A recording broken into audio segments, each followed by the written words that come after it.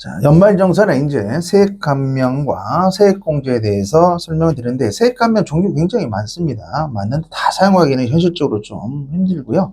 가장 대중화되고 많이 사용되는 감면이 중소기업 취업자입니다. 중소기업 취업자 등에 대한 소수세 감면을 정말 많이 받고 있는 것 같아요. 나머지 세액 감면은 좀 조건 자체가 좀 적용하기가 힘들고요. 자, 앞에 뭐가 달라붙었나요? 전제 조건이 중소기업입니다. 해당 업종에 해당이 돼야 돼요. 중소기업이 아니면 해당 사항이 없고요. 근로소득자와 관련되는 혜택입니다. 근로자가 아니면 소수세 감면을 받을 수가 없겠죠. 감면 대상 취업자를 보면 조건이 좀 쪼개지는데, 대상 자체가 청년이 있고요. 이것도 똑같습니다. 만 34세 이하입니다. 군대 갔다 왔으면 이것도 고려해야 되겠죠. 두 번째는 60세 이상입니다. 그 다음에 경력 단절 근로자가 올해 개정이 됐어요. 예전엔 경력 단절 여성이었는데 지금은 경력 단절 근로자라는 용어가 2025년 3월 14일부로 다시 들어왔습니다. 개정이 돼서 들어왔고요. 요거 이제 살펴보시면 될 것 같아요. 먼저 청년입니다. 청년 같은 경우에는 공식이 있습니다. 감면율이, 내가 낼 세금 있잖아요. 산출세액이라고 합니다. 계산한 거에 최대 감면율이 90%입니다. 한도 금액은 200만 원까지 해서 공제를 받을 수가 있고요. 나머지는요, 감면율이 어떻게 됐든가 70%고 금액은 200만 원 한도는 동일합니다. 그래서 청년이 가장 많이 혜택을 받습니다. 그럼 몇 년간 받을까요? 취업해서 5년입니다. 감면을 받고 있다는 거 유념해 주시기 바랍니다. 감면 굉장히 많이 받고 있고요. 200만 원까지 감면을 받고 있습니다. 첫 번째 살펴본 게 뭐예요? 자, 중소기업에 대해서만 취업자에 대해서는 감면을 받고 있더라. 청년, 60세 이상, 경력 단절 근로자 새로 들어갔습니다. 200만 원 한도로 해서 공제를 받습니다. 이제부터 이제 살펴봐야 될 게 세액 공제와 관련된 사항을 볼 거고요. 자, 우리가 보는 거 지금 사업자가 아니고요. 근로자입니다. 첫 번째, 근로소득 세액 공제입니다. 요거는 뭐 개정된 사항은 없고요. 공식이 있겠죠. 산출세액 기준도 있고 급여액 기준이 있는데 두 개를 비교해서 적은만큼 공제를 받고 있습니다. 그다음 기부금 중에서 두 가지 기부금 있죠. 정치자금에 대한 기부금 세액 공제가 있고요. 특히 고향사랑 기부금 세액 공제, 그게 둘로 나눌 수가 있는데, 공통점이 고향사랑 기부금이나 그다음에 정치자금 세액 공제는 기부를 할 거 아닙니까? 자, 기부를 할 때 기부액 자체가 10만 원 이하입니다. 10만 원 이하일 때는 동일합니다. 내가 기부했던 금액의 110분의 100만큼이 세액 공제가 됩니다. 100분의 100이 아니고 지방세까지 고려를 하기 때문에 110분의 100으로 계산합니다. 자, 그러면 10만 원을 혹시나 넘겨서 기부를 했을 텐데요. 살펴보면 고향사랑 기부금 같은 경우에는 100에서 2천만 원 사이입니다. 그래서 이 경우는 10만 원 초과분에 대해서는 15%만큼 공제율이 차이가 발생을 합니다. 정치자금 기부금 같은 거 설명을 드리면 그냥 설명만 드리겠습니다. 자, 10만 원인데 3천만 원하고 3천만 원 초과분으로 쪼개지는데 그것까지 기부할 줄 모르겠어요, 제가. 자, 3천만 원 이하에 대해서는 15%고요. 그다음 3천만 원 초과분은 공제율이 25%까지 있다. 그래서 두 가지 기부금이 있는데, 기부금 중에서 정치자금 세액공제, 그 다음에 고향사랑 기부금, 10만 원 이하는 전부 다 뭐로 빠지는 거예요? 세액공제로 빠지는 거예요. 자, 여기까지는 가볍게 보시면 되고요. 올해 개정된 연말정산 중에 세액공제 첫 번째, 자녀 세액공제 부분이 좀 많이 바뀌었어요. 애들 많이 안 나니까 이 자녀 세액공제가 바뀌었는데, 이건 근로자뿐만 아니라 종합소득자가 공제를 받습니다. 기본 자녀인데 전제 조건이 뭐냐면 기본공제 대상자인 기본공제 대상자입니다. 연령 요건과 소득 요건을 충족한 자녀, 그다음에 입양자, 위탁아동 셋이 다 포함이 되는데, 두 번째 정말 조심해야 할 게 뭐냐면 나이를 봐요. 요 세 가지. 자, 누구야? 자녀, 입양자, 위탁아동이 8세 이상인 경우만 세법상의 자녀세액 공제를 받을 수가 있어요. 8세 이하 있죠? 여기는 국가에서 보조금을 받는 게 있어가지고 중복으로 혜택을 주지 않기 위해서 세법상 세액 공제는 8세 이상으로만 갑니다. 여기에 자녀세액 공제고요. 어떻게 바뀌었을까요? 한 명 25만 원, 여기 바뀌었어요. 두 명 30만 원 업이 돼버렸어요. 55만 원으로 바뀌었어요. 두 명까지. 1000명은 25만 원, 둘째는 얼마예요? 55만 원. 기본공제 대상자입니다. 그럼 셋째 이상부터는 한 명 증가할 때마다 40만 원씩 공제를 시켜줍니다. 뭐로요? 세액공제. 총 급여가 얼마인지 그런 건 따지지 않고 종합소득자에 대해서 전체적으로 공제를 받고 있습니다. 그러면 질문. 손자하고 손자녀가 있죠. 손녀도 있을 겁니다. 할아버지 입장에서 기본공제 대상자가 될 수도 있잖아요. 이 경우에 자녀세액공제를 받을까요? 못 받을까요? 손자녀에 대해서는요, 자녀세액공제를 받을 수가 없습니다.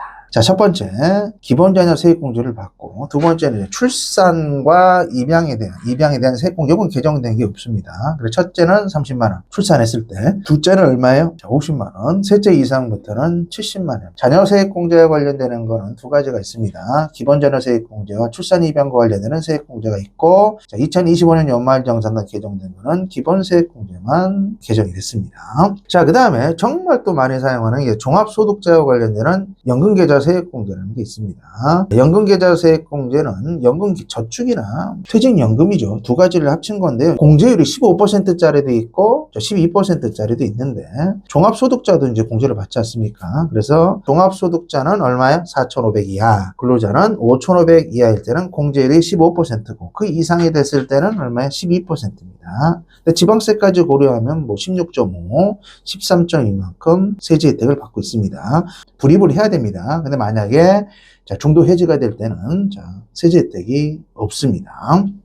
자, 한도를 보도록 할게요. 우리가 1800까지는 뭐 증권 등에 불입을 할 수가 있잖아요. 지금 현재까지는. 자, 근데 세제 혜택은 한도가 900까지입니다. 자, 둘로 쪼개지죠. 연금저축하고 퇴직연금이 있는데 한도는 900이라고 설명을 드렸고 퇴직연금으로 900 따집어넣어도 상관이 없습니다. 요거는 단 연금저축계좌와 관련되는 건 900 따집어넣으면 다 인정하지 않고요. 600까지만 인정을 합니다. 그래서 600까지만 혜택이 오고 나머지는 퇴직연금 들어야지 최대값 공제를 받을 수가 있습니다. 본인만 혜택을 받아요. 그다음 참고로 뭐가 있어요? ISA 계좌가 있잖아요. 이것도 세법상 공제를 받는데요. 우리가 이제 만기가 돼버리면 IS 계좌에 비과세를 받거나 뭐 이런 한도가 있을 거 아닙니까? 그게 기간이 지나면 연금저축계좌에 추가 납입을 했을 때입니다. 추가 납입을 했을 때는 추가로 세액공제를 시켜주고 있는데요. 전환금액의 10%와 300만 원. 미니만큼에서 세액공제를 추가로 시켜주고 있습니다. 자, 그 다음에 여러분 기다리고 가장 관심이 있는 이제 월세 세액 공제에 대해서 설명을 드리도록 하겠습니다. 월세 세액 공제 근로자 보도록 하죠. 하나씩 꼼꼼히 보도록 하고 이것도 이제 개정이 됐습니다. 자, 한번 월세 세액 공제 하나씩 보면은요. 전제 조건이 무주택 세대입니다. 주택이 있으면 안 돼요. 무주택 세대 세대주 또는 세대원도 포함이 되는데 이 세대원은 뭐예요? 외국인도 포함이 되는 거예요. 거주자로. 그 다음에 총 급여가 이제 7천에서 이제 총 8천입니다. 이제 1,000만 원이 올라갔어요. 8천만 원 이하인 근로자예요. 아가 엔드입니다. 면적을 봐요. 국민주택 규모 이하 또는이 엔드가 아닙니다. 주택 가격이 기준 시가가 얼마야? 4억 원 이하의 주택을 임차했을 때 월세 냈을 때입니다. 이 경우에 월세 세액 공제를 받을 수가 있습니다. 여기 주택에는요 오피스텔도 포함이 되고 그 다음에 고시원도 포함이 됩니다. 그 다음에 이제 월세 세액 공제에 대해서 이제 설명을 드리도록 하겠습니다. 정말 많이 해당되는 분들이 많을 겁니다. 관심 있게 들어주시기 바라고요. 무주택 세대주, 주택이 있으면 안 돼요. 그 다음에 세대원도 공제를 받을 수가 있고요. 여기는 외국인도 포함이 됩니다. 근데 개정된 게 뭐냐면 총 급여가 7천에서 8천으로 바뀌었어요. 8천만 원 이하인 근로자입니다. 자, 그런 사람이 월세를 사는데 국민주택 규모, 전용 면적 85제곱미터 이하입니다. 또는 그 주택의 가격이 기준 시가 4억 원 이하인 주택을 임차할 때입니다. 자, 이런 경우에 공제를 받고요. 만약에 종합소득금액이 얼마야? 7천만 원을 초과할 때는 또 공제를 받지 못합니다. 대상주택은 주택뿐만 아니라 오피스텔도 포함이 되고요. 고시원도 포함이 됩니다. 그럼 여기서요, 본인만 있으면 안 돼요. 세대 기준이라는 게, 이거 조심하세요. 무주택 세대입니다. 세대주 또는 세대원이니까, 자, 보면, 과세기간 개시일이 아니고 종료일 12월 30일 시점에서 현재 주택을 소유하고 있지 않는 세대입니다. 다음의 요건을 모두 포함하고 있어요. 첫 번째. 자, 그 경우 그 거주자와 그 배우자 결혼했다면 두 번째는 동일한 주소 거소에서 생계를 같이 하는 직계존 비속도 있으면 등본에 있으면 같이 가는 거예요. 그 다음에 형제 자매도 있으면 같이 가는 거예요. 배우자 있는데 배우자의 장인 장모님도 있을 거 아니에요. 그럼 또 같이 가고 그 형제 자매도 같이 가. 이게 한 패키지예요. 세대. 그러면 기준점이 뭐예요? 주민등록번호 보셔야 돼요. 무주택 세대 기준이에요. 자, 해당이 되고 당연히 뭐예요? 임대차 계약서를 작성을 해야 되겠죠? 자, 근데 확정일자 요구하고는 상관이 없습니다. 임대차 계약 사업 기준이 체결일 기준에서 면적 기준과 금액 기준을 판단하셔야 되고요. 또 개정된 게 뭐냐면요. 월세 임대 기간 동안 집어넣을 거 아니에요. 요게 1000만 원으로 변경이 됐어요. 750인가에서 1000만 원으로 한도가 변경이 됐고, 공제율이 17%짜리하고 이제 15%짜리가 있는데, 17%짜리는요, 총 구매가 5,500에 종합소득 금액이 4,500만 원 이하인 경우입니다. 그럼 15%짜리는 뭐예요? 5,500을 총 구매가 넘거나, 또는 어떻게 돼요? 종합소득 금액이 4,500만 원이죠. 초과자. 근데 7,000만 원을 넘기면 돼요? 안 돼요? 대상 자체가 안 되니까 이거는 월세 세액 공제를 받을 수가 없습니다. 자, 무주택이에요. 그다음에 고시원도 되고요. 면적 기준 또는 가격 기준으로 보는데 체결일 시점에서 보고 확정일자는 보지 않고요. 제일 헷갈린 부분이 뭐예요? 자, 세대 기준입니다. 그러면 세대 기준은 뭘 보고 접근을 해야 돼? 주민등록 등본사항을 보셔야 돼. 그게 세대 기준으로 빠지는 거예요. 배우자, 같이 동거했다면 좀비적 형제자매 다 들어가는 거. 그리고 개정된 거는 750에 산도가 얼마를 받겠다? 자, 1000만 원으로 또 변경이 됐습니다. 사업자도 성실신고 대상자에 해당되는 사람은 월세세액공제를 또 사업소득자지만 받을 수도 있어요. 자, 근데 여기서는 연말정산이니까 근로자 위주로 해서 제가 설명을 드렸습니다.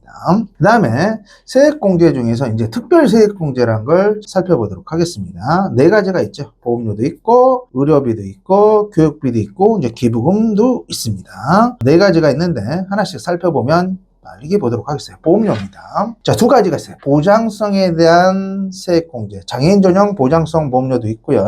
자, 보험료 세액공제는요, 자, 기본공제 대상자가 피보험자가 돼야 돼요. 100만 원 한도로 하고, 그 다음에 장애인 전용 보장성 보험료는 피보험자를 기본공제 대상자, 수익자입니다. 포함해서 피보험자 수익자가 기본공제 대상자에 해당이 된다면 100만 원 한도에서 공제가 되는데, 공제율은 일반 보장성 보험료 12%고 장애인 보장성 보험료는 15%만큼 공제를 받고 있습니다. 주의사항은 국외보험료 안 되고요. 그 다음에 돈을 내야 돼요. 보험료를. 미납보험료도 낸 게 없기 때문에 공제가 안 됩니다. 신용카드하고 중복공제 된다고 했어요? 안 된다고 했어요? 안 된다고 설명을 드렸습니다. 그래서 보험료 세액 공제는 근로자만 기본적으로 보고 있고 근속기간 중에만 공제를 받습니다. 자, 두 번째 의료비 세액 공제를 볼게요. 자, 의료비 세액 공제 아픈 거잖아요. 자, 의료비 세액 공제는 연령 요건과 그 다음에 소득 요건을 보지는 않습니다. 그래서 주의사항은 관계 요건을 보고 생계 요건은 보셔야 해요. 이 두 가지는 충족이 되지만 나이하고 소득 요건은 보지 않고 있는데 여기 좀 복잡합니다. 분류를 크게 네 가지로 하셔야 돼요. 왜? 공제율이 서로 틀려서 그래요.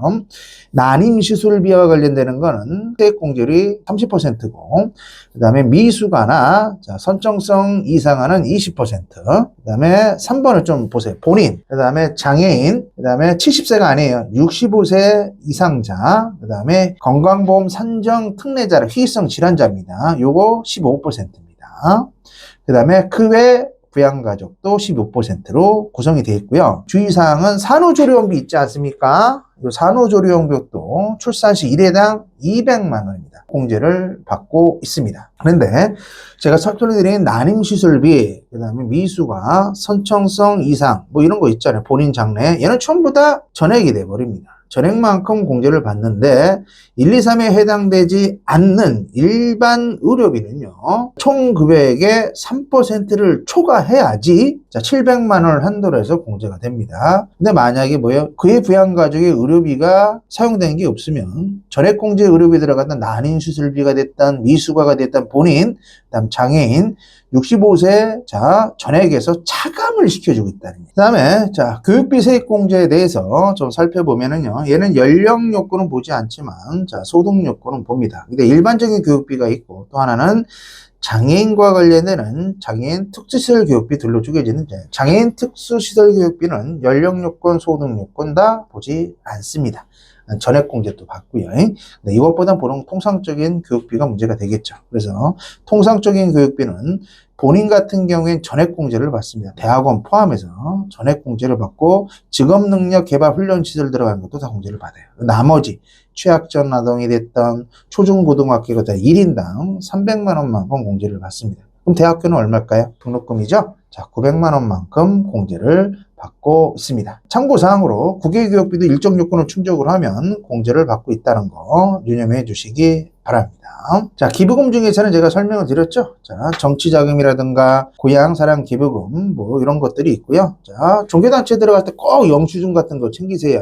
소득금액 일정 금액 내에서 자, 공제가 일어나고 있으니까 자, 살펴보시면 될 것 같습니다. 마지막으로 표준세액공제에 대해서 설명을 드릴게요. 근로자 기준입니다. 자, 우리가 만약에 특별세액공제라든가 특별소득공제, 월세세액공제를 시청하지 않았다. 최소한도로 근로자는 또는 13만 원에 해당되는 만큼 표준세액공제를 받을 수가 있습니다.